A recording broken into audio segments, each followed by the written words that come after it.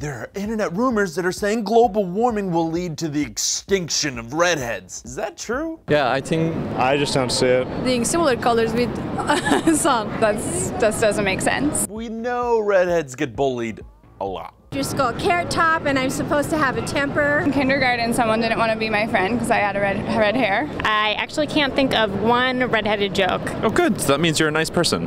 Why do you think gingers get made fun of so much? Because they're different from us. And everything that's different needs to be made fun of. Yeah, exactly. Like from different races, different colors. These are all reasons to make fun of people. Yeah, exactly. Yeah, that was a real response. Anyway, is it true that global warming will lead to us losing touch with the Christina Hendricks of the world?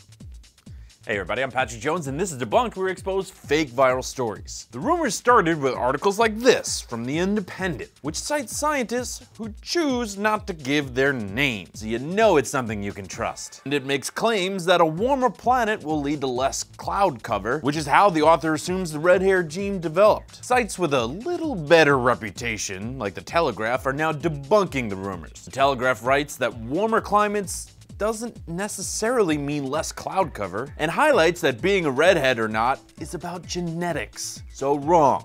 No. Global warming won't kill off the redheads, which is good news. What would you say to a redhead to ask them out? Should I go for a drink? You just walk up to a redhead, do you want to go out for a drink? Right. Please come join me and we can stop by at a couple of locations I know close by. They have some tasty food as well. There you go, redheaded ladies, come on downtown.